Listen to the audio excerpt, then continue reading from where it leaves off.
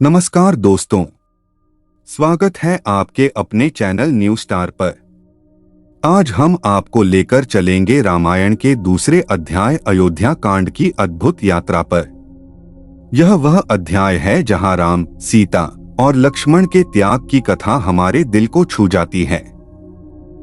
कैसे राम ने पिता की आज्ञा का पालन करते हुए राज्य का त्याग किया, कैसे दशरथ ने अपने पुत्र वियोग में प्राण त्याग दिए और भरत ने अयोध्या के सिंहासन को ठुकरा दिया।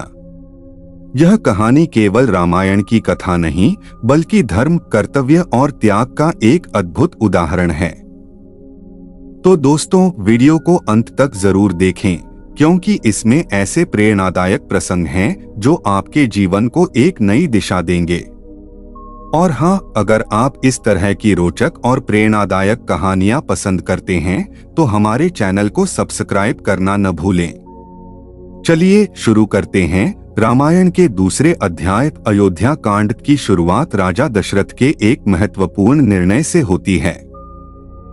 राजा दशरथ ने अपने ज्येष्ठ पुत्र राम को अयोध्या का राजा बनाने की योजना बनाई। राम के गुण, उनका शांत स्वभाव, न्यायप्रियता और प्रजा के प्रति उनके प्रेम ने उन्हें अयोध्या के सबसे योग्य उत्तराधिकारी के रूप में स्थापित किया था। इस निर्णय से अयोध्या के नागरिकों में हर्ष और उल्लास का माहौल बन गया। सभी जगह सजावट की गई, उत्सव का माहौल था और नगर को दीपों से सजाया गया। मंथरा का षड्यंत्र। कैकेयी राजा दशरथ की सबसे प्रिय रानी थीं। उनकी दासी मंथरा ने जब राम के राज्याभिषेक का समाचार सुना तो वह कैकेयी के मन में ईर्ष्या और भय का बीज बोने लगी।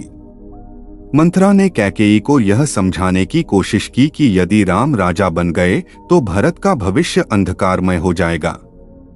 मंथरा ने यह भी कहा कि दशरथ के बाद केवल कैकेयी और भरत को ही राज्य में सर्वोच्च स्थान मिल सकता है।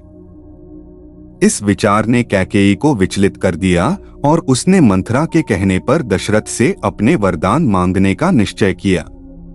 कैकेयी की मांग। राजा दशरथ जब राम के राज्याभिषेक की तैयारियों में व्यस्त थे, तब कैकेयी ने कोप भवन में जाकर स्वयं को बंद कर लिया। राजा दशरथ ने जब उन्हें वहां देखा तो वे घबरा गए और उन्हें मनाने की कोशिश की, लेकिन कैकेयी ने अपने वरदान मांगे। उसने राजा से कहा कि उन्होंने कभी उसे 2 वरदान देने का वचन दिया था और अब वह उन्हें मांग रही है। कैकेयी ने कहा कि पहला वरदान यह हो कि भरत को अयोध्या का राजा बनाया जाए और दूसरा यह कि राम को 14 वर्षों का वनवास दिया जाए। राजा दशरथ यह सुनकर हतप्रभ रह गए। उन्होंने कैकेयी को बहुत समझाने की कोशिश की और उसे अपनी मांग वापस लेने को कहा, लेकिन कैकेयी अपने निर्णय पर अडिग रही। राम का त्याग और धर्म पालन। राम को जब इस घटना के बारे में पता चला तो उन्होंने बिना किसी क्रोध या शोक के अपने पिता की आज्ञा का पालन करने का निश्चय किया। उन्होंने कहा कि एक आदर्श पुत्र का कर्तव्य है कि वह अपने पिता की इच्छाओं को पूरा करे। राम ने राज्य का त्याग कर वनवास जाने का निर्णय ले लिया। राम के इस निर्णय ने अयोध्या के लोगों को शोक में डाल दिया। जब सीता और लक्ष्मण ने राम का निर्णय सुना तो उन्होंने भी उनके साथ वन जाने का निश्चय किया। सीता ने कहा कि वह राम के बिना जीवन की कल्पना नहीं कर सकती और लक्ष्मण ने कहा कि वह अपने भाई के बिना नहीं रह सकते। अयोध्या की विदाई। राम, सीता और लक्ष्मण को विदा करने के लिए अयोध्या के लोग उमड़ पड़े। नगरवासियों का शोक असीम था। वे राम को रोकने की कोशिश कर रहे थे, लेकिन राम ने सभी को धर्म और कर्तव्य का पालन करने का संदेश देकर शांत किया। राजा दशरथ अपने प्रिय पुत्र को विदा करते हुए बेहद शोकग्रस्त हो गए। उन्होंने राम से बार बार लौट आने की विनती की, लेकिन राम ने धर्म का पालन करते हुए वन की ओर प्रस्थान किया। दशरथ का शोक और मृत्यु।